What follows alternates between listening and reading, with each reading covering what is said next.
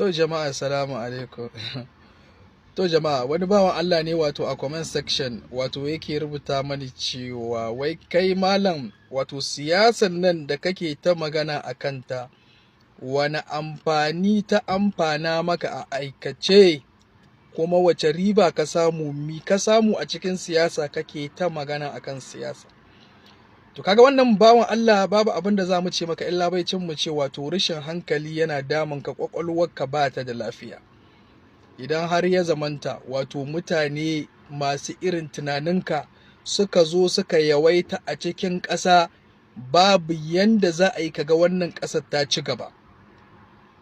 Dalili ire-iren ku ne ake samu a sama a cikin mulki kuma a same su a cikin talakawa, wato sai al'amari ya zo ya damaye ya zo ya lalace. Irin wannan kuskuren ne ƙasar Najeriya suka zo suka samu shugabanni a sama azzalumai, suka samu kuma talakawa wanda suke da san abin duniya. Wasu daga cikinsu sai ƙasar ta shiga cikin damal-damal ta kasa fita. Babu babban kuskuren da ɗan adam zai aikatawa shine ka so mutum ba don Allah ba.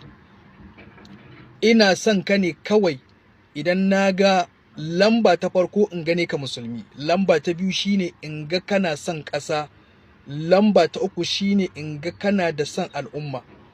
Rayuwa mutum mi yama addini, mi kama al'umma, mi kama ƙasa, wannan ita ce siyasa. Ba yanda zani in zo wai ina son ka domin ka ɗauki wani abin duniya ka bani. Saboda ni na zamna na gama nazari na a ilmance, a hankalce, babu wani abin da ɗan siyasa zai cewa yau ya ɗauko shi ya bani shi, wannan abin wai in ce Allah bai bani shi ba, babu wannan abin. A yanda na gani babu wani abin da ɗan siyasa zai cewa yanzu zai bani shi wanda ni yanzu Allah bai bani shi ba.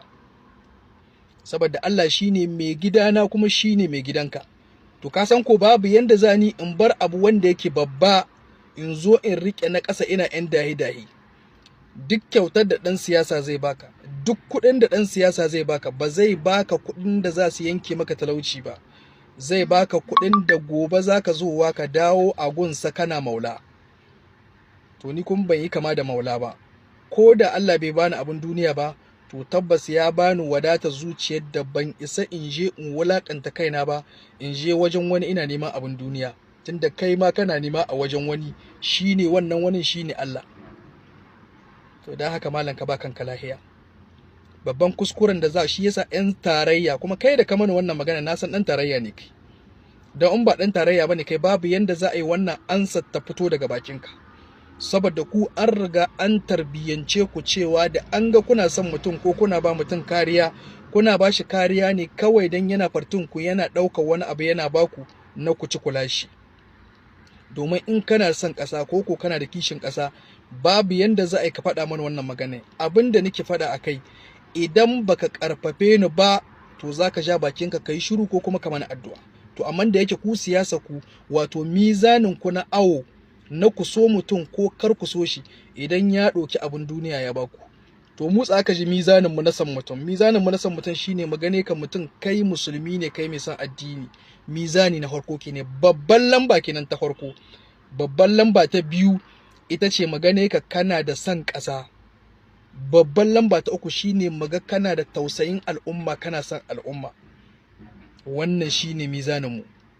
Kai kuma da kake mizanin ka tabaranka na hangowa ne, wato idan mutum ya baka abin duniya to ka je Allah ya shirye ka. Amma addu'ar da nake yi, kar Allah ya ba mu ire-iren ku a